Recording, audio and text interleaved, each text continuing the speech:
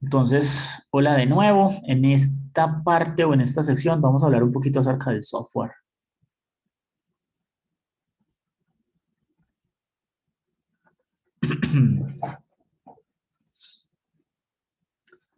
Entonces, ¿cuál es la diferencia entre software y hardware? Empezamos la sección anterior básicamente contándoles que el hardware era todo lo que se podía tocar, todo lo tangible, todo lo que usted podía sostener en su mano. El software, pues, es lo contrario. El software es intangible, no hay forma de cogerlo en la mano, pero está ahí, ¿cierto? Porque el software es básicamente un listado de instrucciones. Es como la receta para hacer los frijoles. La receta para hacer los frijoles está en el papel, ¿cierto? Usted podría decir, es que yo puedo sostener la receta, ¿no? Pero la receta en realidad no es más que un concepto. Es el concepto mire, vea, este es el orden o los pasos que voy a seguir para hacer los frijoles del almuerzo. Eh, pero en realidad no son los frijoles, ¿no? O sea, eso es algo que hay que tener claro. La receta como tal no son los frijoles. Los ingredientes que usted necesita para la receta tampoco son los frijoles, ¿cierto? Es el resultado final de haber ejecutado todos y cada uno de los pasos que está en la receta. Ese sí es el resultado de frijoles como tal. El software es eso, el software es una receta, el software es un listado de instrucciones, por llamarlo de alguna manera. Eh, es un listado de instrucciones. Perdón, uy, estoy diciendo algo muy ligero porque ahorita voy a definir qué es un programa y no quiero esta confusión, ¿cierto? El software es una colección de programas. Y estaba confundiendo de algo que de hecho no quiero que ustedes confundan, ¿cierto? El software es una colección de programas. Y ustedes saben que esos programas pues son básicamente colecciones de instrucciones que el sistema debe ejecutar. Esas colecciones de programas están clasificadas y existen varios tipos de clasificaciones. Yo voy a seguir uno muy intuitivo y en esa clasificación intuitiva yo voy a hacer capas. Entonces vamos a hablar de una primera capa aquí abajo y en esta primera capa, a esta primera capa la voy a llamar hardware. O sea, aquí en esta primera etapa está el hardware. Y el hardware, pues es básicamente todo lo que sea tangible, ¿cierto? Entonces, ese es el hardware, la primera capa. La segunda capa, eh, la voy a dibujar por acá. Ay, tengo que encender el de rectángulo, eso. Aquí hay una segunda capa a la que le voy a poner otro nombre. Eso se llama la HAL. Ah, no me lo que hay que estar prendiendo y apagando el cosito de cuadrado. Esto se llama la HAL. HAL viene de sus siglas en inglés lo voy a escribir por aquí, Hardware Abstraction Layer. Y ese programa que está guardado en la BIOS, perdón, no, ese programa que está guardado en la ROM, donde tienen el programa de boot y algunas de las configuraciones del hardware, se puede considerar como una capa de abstracción de hardware básica. La BIOS es simplemente el programa para configurar ese software que está ahí guardado, pero en realidad ese software usted no tiene fácil acceso. Eh, la BIOS es solamente una interfaz para configurarlo. La capa de abstracción de hardware lo que hace es colocar un punto común, ¿cierto? Y es un punto común en donde de ahí para arriba el lenguaje que se habla es estandarizado y de aquí para abajo el lenguaje que se habla depende del fabricante. Entonces el fabricante se puede tomar todas las libertades para colocar el microprocesador que quiera, la memoria que quiera, el disco duro que quiera o las combinaciones de todo eso y hay una capa de abstracción de hardware que básicamente va a permitir hablar con la capa superior. Y la capa que hay encima de la capa de abstracción de hardware se conoce como OS. Se conoce como OS. o por sus siglas en inglés, Operating System. En español, ustedes lo han oído nombrar como sistema operativo. ¿Y el sistema operativo qué es? Pues es un conjunto de programas que están encargados de mandarle instrucciones al hardware, ¿cierto? Mandarle instrucciones al hardware a través de lo que sea la capa de abstracción la capa de abstracción de hardware. O sea que el sistema operativo es probablemente el primer conjunto de programas que está ahí abajo. A esta capa de abstracción de hardware, usualmente se le conoce como firmware. El firmware es básicamente algo así como un software que está firme o como un software, un conjunto de programas que no es hardware, ¿cierto? Que es un conjunto de programas, pero que se ejecuta dentro del hardware de forma inamovible. Entonces eso es como la mitad entre el software y el hardware.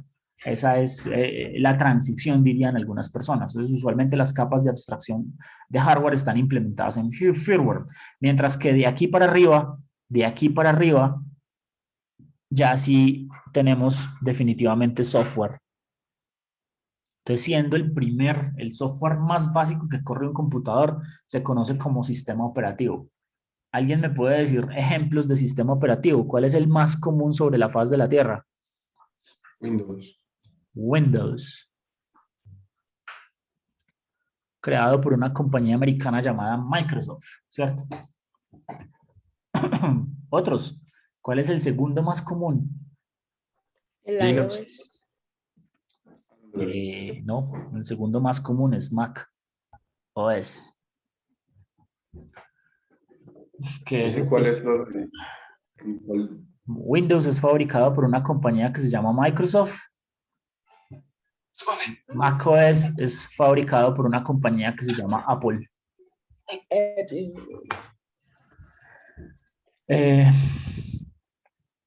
Esos son como los sistemas operativos propietarios más comunes, ¿cierto? Microsoft se supone que tiene una gran cantidad del mercado de los PCs. Estoy hablando específicamente de computación, de computadores de escritorio y computadores portátiles. Todavía no he empezado a hablar de tablets y teléfonos, ¿cierto? Entonces, Windows y Mac básicamente son los dos más grandes. Y de ahí para allá, ¿cierto? Hay otra gran cantidad de fabricantes. De hecho, no le voy a colocar nombres porque las compañías pues son infinitas, pero hay otra gran cantidad de fabricantes que generan dos tipos de sistemas operativos. El que más utiliza el público se conoce como Linux y hay otros que se llaman como los sistemas operativos Unix-like, o sea, sistemas operativos Unix o parecidos a Unix, que son un montón, ¿cierto? Aquí hay un montón de sistemas operativos como por ejemplo BSD, es uno de ellos. Hay otro tipo de sistema operativo como son Solaris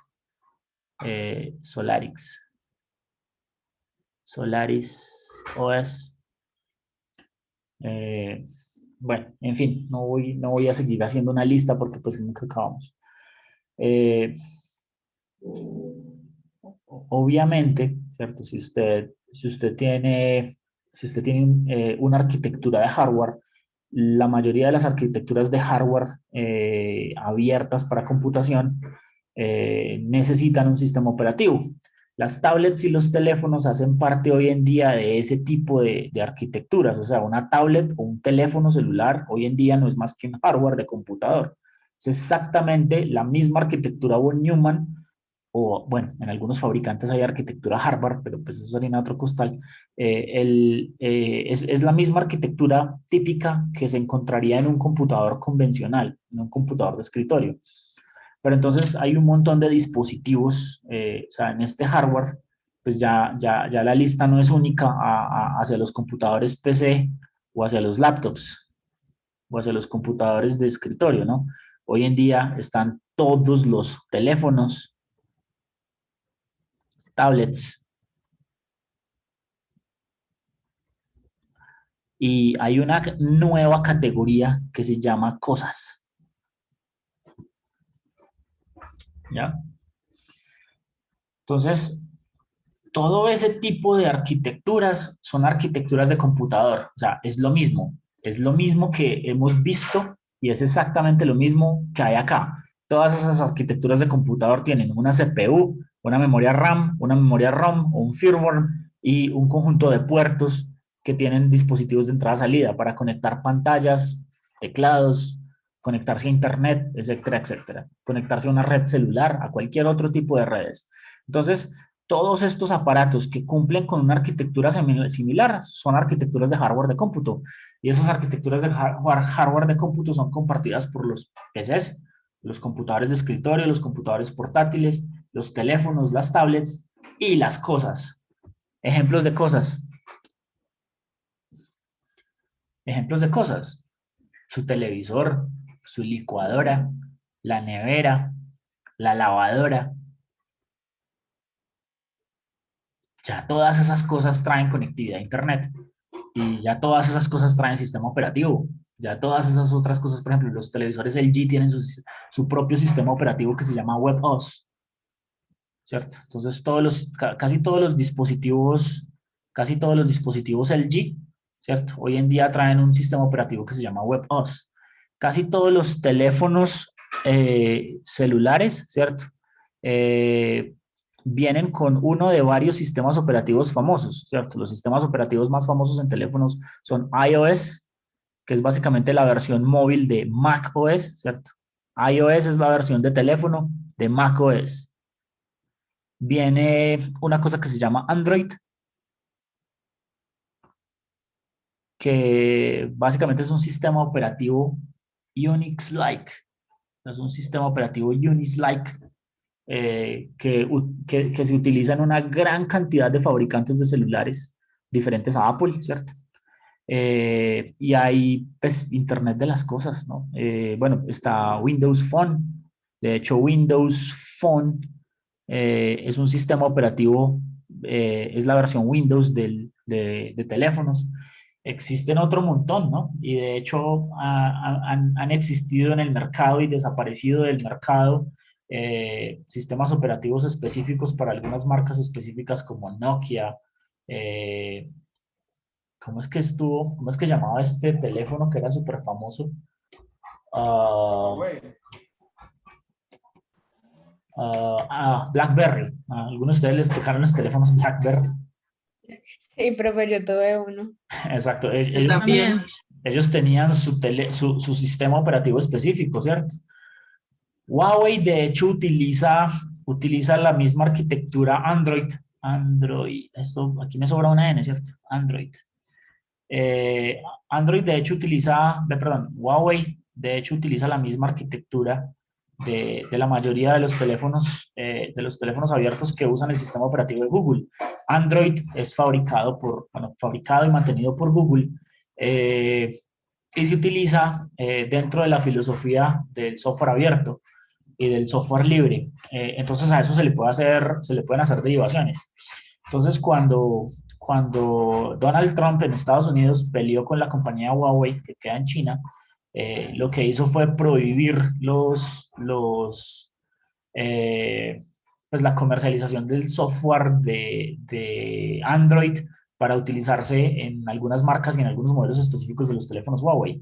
Entonces, ¿qué hizo la compañía Huawei en China? Muy fácil, me creo mi propio sistema Android que es derivado del Android original, solamente que ahorita se mantienen en líneas de desarrollo diferentes, ¿no? Pero pues es la misma base. O sea que pues en realidad eso tiene pocos efectos prácticos en el desarrollo del software y en el desarrollo de la tienda de apps y de todo lo que sea disponible para teléfonos Huawei o para teléfonos de otras marcas que también utilizan Android, ¿no? No. Esa es básicamente la idea acerca de los sistemas operativos. Sistemas operativos, entonces, es el conjunto de programas básicos que está encargado de ejecutar las tareas más básicas en el computador, como el manejo del sistema de archivos, el manejo de la memoria, la interfaz con el firmware, y contiene un conjunto de programas, que se conoce como los drivers. Entonces, usualmente los drivers hacen parte del sistema operativo. Y hay otro conjunto de programas que se conocen como la mensajería del sistema operativo, que son programas que están diseñados para intercambiar datos entre unos programas y otros, permitir que los programas encuentren la RAM, permitir que los programas encuentren el disco duro, permitir que los programas encuentren el manejo de archivos del disco duro, y los drivers permiten que los programas se puedan conectar a Internet. O sea, está el driver de la tarjeta de red, el driver de la tarjeta de video, el driver del teclado, el driver de la impresora, etcétera, etcétera. Entonces, los drivers son los conjuntos de programas que permiten que otros programas utilicen el hardware. ¿De acuerdo? Y el sistema operativo, que es el que permite que el usuario como tal administre y maneje todos los recursos de su máquina. ¿Alguna pregunta con respecto a eso, chicos?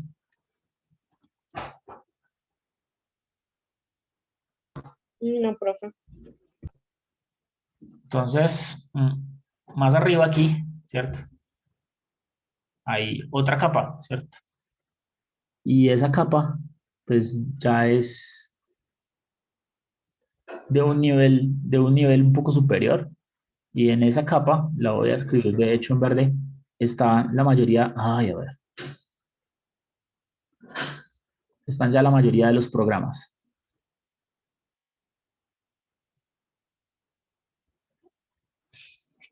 Ah, tengo una mano alzada, Luis. Profe, yo tengo una pregunta. Uno en un computador puede tener dos sistemas, pues más de un sistema operativo. En teoría puedes tener todos los sistemas operativos que quieras.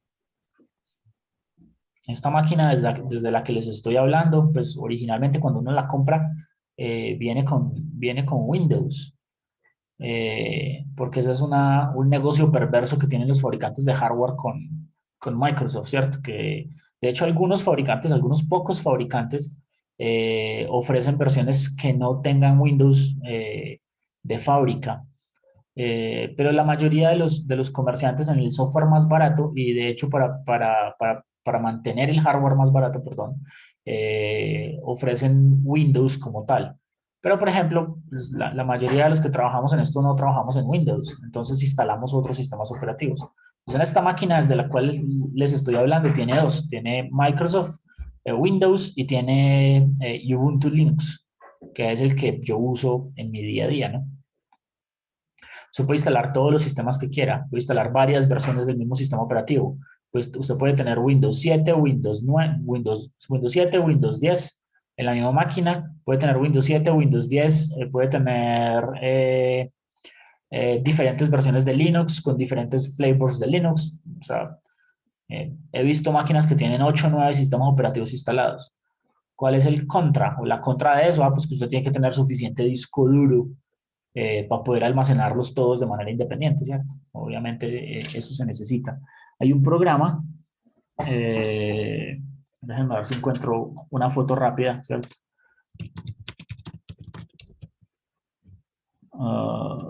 Multiboot.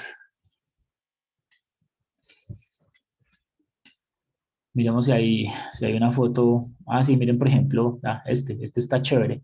Miren este señor. Ah, bueno, no, esto no es lo que yo esperaba. Ah, pero por ejemplo, este sí, ¿cierto? En este que está acá a este lado, esta persona tiene instaladas como 4 versiones de Ubuntu diferentes, ¿no? Lo mismo, miramos si encontramos a alguien que tiene, este es un menú de un manejador de booting que se llama Group, que es probablemente también uno de los más famosos. Miren, por ejemplo, en este de acá, en este que está aquí a la derecha, alguien tiene instalado Debian Linux, pero también tiene, bueno, tiene una versión de Debian y tiene Windows 7 instalado a la vez, entonces él puede escoger cuál de ellos bootear. Bueno, y por ahí hay gente que postea como trofeo cuando tiene más de 4 o 5 sistemas operativos instalados a la vez.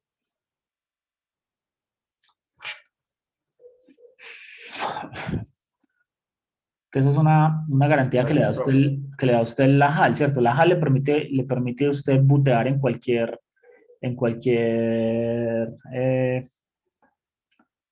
sistema operativo, ¿cierto?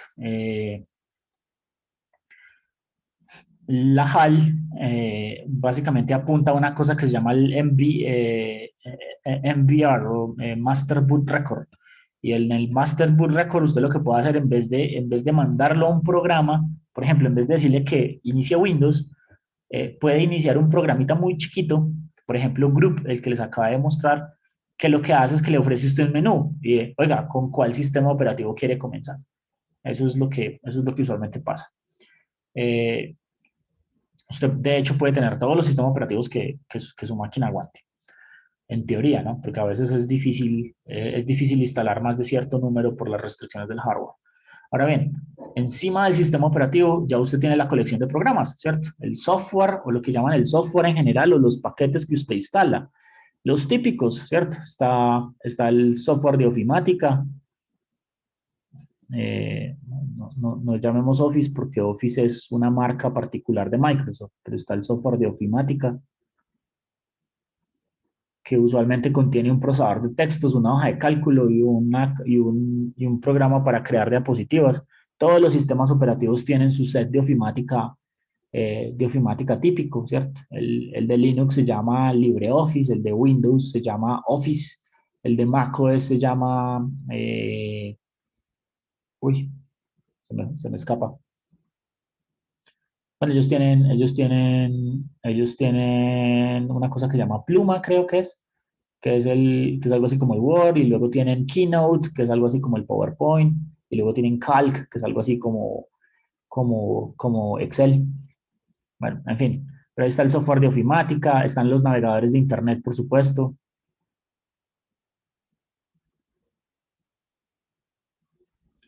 Y está pues todo lo demás, ¿cierto? Y todo lo demás son un conjunto de apps de propósito específico, más los juegos, más otros.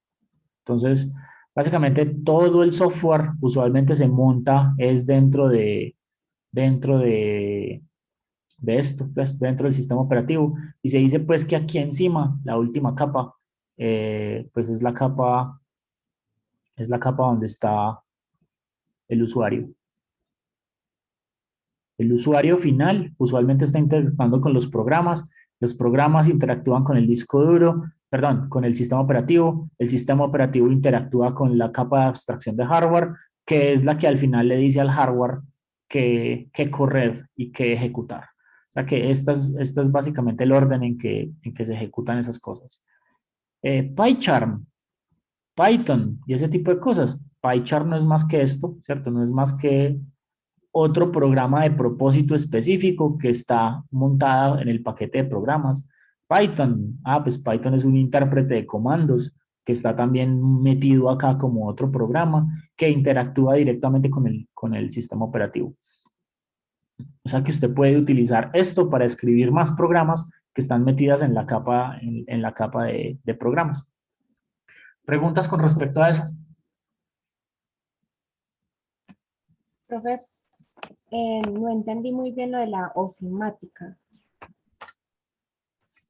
Ofimática, pues esta es una palabra sombrilla, ¿cierto? Los términos sombrilla son términos que se utilizan para describir una gran cantidad de situaciones similares, ¿cierto? Entonces, probablemente tú en Microsoft Windows conoces un set de programas que se llama Office, ¿cierto? Sí, profe. Pero Office es solamente una marca, es la marca que le da Microsoft al programa de ofimática que corren sobre Windows, ¿ok? Pero ofimática es el término sombrilla que los agrupa a todos, porque hay de otras marcas. Por ejemplo, está Google Suite, ¿cierto? Y Google Suite en ofimática tiene Google Docs, tiene Google Calc, ¿cierto?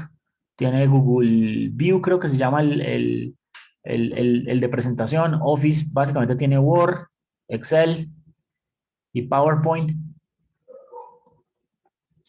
Y por ejemplo en Linux hay un software que se llama LibreOffice, que es básicamente lo mismo. Ustedes ven mi pantalla completa, ¿cierto? Sí, profe. Miren que pues no sé si están viendo los 4 iconos de Office en este momento, o eso no se los deja ver. Sí, sí se ve. ¿Sí se ven? Sí, Entonces, profe, se ve bien. Hay uno que se llama LibreWriting, ¿cierto? Hay otro que se llama LibreCalc, hay otro que se llama LibreImpression, ¿cierto? Otro que se llama LibreDraw. Este Draw en Office no recuerdo cómo se llama el equivalente.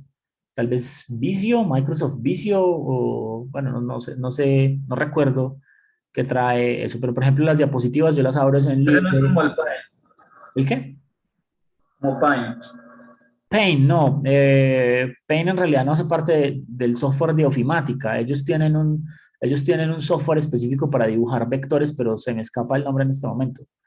Eh, en, en, en, en los paquetes, ¿cierto? Y en cada sistema operativo, pues hay software de ofimática.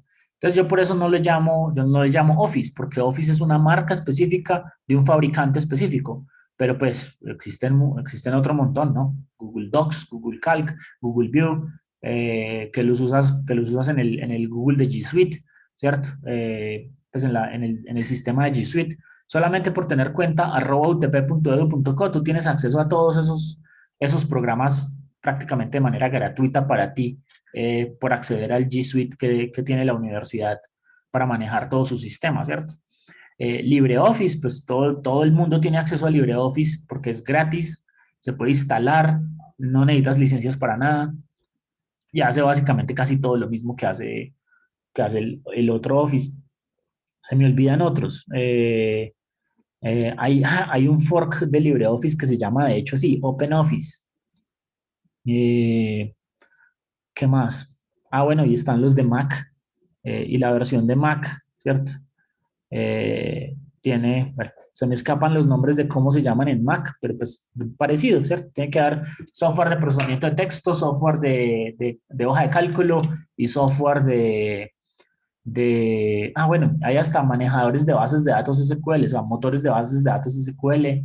En LibreOffice se llama Database, y en Microsoft se llama Microsoft Access, algo así. Todo ese conjunto de paquetes usualmente se le conoce como el nombre de ofimática, es el software de ofimática. Bueno, profe, muchas gracias. Bien. Para terminar, entonces les cuento acerca de los programas, ¿cierto? Usted va a utilizar software que está en esa capa de programas como PyCharm y Python para escribir un programa, o sea, para escribir otro programa. Eso es curioso, usted usa un programa para escribir otro programa. Pero apenas eso se tiene, pues ya el sistema operativo puede llamar el intérprete de comandos de Python para que lo ejecute. Y pues por acá hay una descripción que también está en el libro, ¿cierto? Que es básica de cómo es que ocurre esto a nivel del computador. Entonces, miren, aquí donde dice source file, esto también se le conoce en español como código fuente. El código fuente es el programa que nosotros escribimos. Por ejemplo, hola mundo.py. ¿Recuerdan? Escribimos ese programa, hola mundo.py, que era un archivo que estaba guardado en el disco duro, en almacenamiento secundario, y que contiene los códigos que voy a ejecutar. Entonces usted utiliza algún editor de texto para editar ese archivo. Una vez el archivo está creado, hola mundo.py, que sigue todas las reglas de Python, pues ese programa se le pasa a lo que se conoce con el nombre de el intérprete. El intérprete de Python es lo que ustedes instalaron antes de instalar PyCharm, ¿cierto? Ese intérprete está compuesto de dos cosas: un compilador JIT, o sea, eso se llama un compilador justo a tiempo. Un compilador justo a tiempo básicamente lo que hace es coger la primera línea, interpretarla y convertirla en código ejecutable. Ese código ejecutable es una maraña de unos y ceros que nadie entiende. Bueno, con excepción de Margaret Hamilton por allá en 1960, ella sí los entendía muy bien y se los sabía de memoria. Hoy en día, pues eso es muy, muy complicado. Entonces, para eso tenemos un compilador. El compilador coge la línea como nosotros la escribimos, ¿cierto? Numerador igual a 15.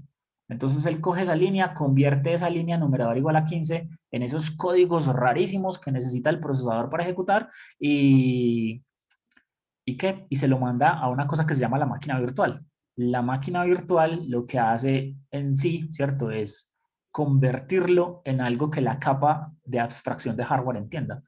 La capa de abstracción de hardware ya es la que le va a decir al hardware como tal, al procesador, corra el programa y corra la instrucción. Obviamente, cuando ustedes escriben código fuente, pues ustedes hacen cosas como import mat. Estas cosas, por ejemplo, usualmente que están dentro de la librería de Python, vienen precompiladas, ¿cierto? Algunos de esos módulos vienen precompilados, otros módulos se compilan también justo a tiempo, entonces por eso aquí les dicen, ah, miren, y a esa máquina virtual usted también le puede agregar todo lo que ya está convertido de las librerías y módulos adicionales que ustedes tengan. En esto ha habido muchas mejoras porque antes los módulos no se podían precompilar, ahora sí. Entonces eso hace que Python corra muchísimo más rápido que hace 10 años. Eh, en cuanto a eficiencia, todavía le falta para llegar a términos comparables con C++, pero, pero les cuento, ¿cierto? Ninguna de las aplicaciones que probablemente ustedes van a necesitar durante el transcurso de su carrera necesita computación de alto desempeño como para decir que no pueden usar Python para desarrollar el trabajo. ¿Se entiende esto? Entonces, este pedacito es fundamental, ¿cierto? Esto es lo que nosotros hacemos. Lo que nosotros hacemos es crear un código fuente. El intérprete de Python lo que hace es que lo compila línea por línea y se lo pasa a la máquina virtual, que lo vuelve un código de máquina que solamente el procesador es capaz de ejecutar, que es específico del procesador. Y ya el procesador va haciendo la tarea a medida que el compilador le va pasando instrucciones. ¿Preguntas? Sí, profe, entendido. Bien. Listo. Entonces, ese es básicamente el resumen. Creo que este es un buen momento para detener la grabación en este punto.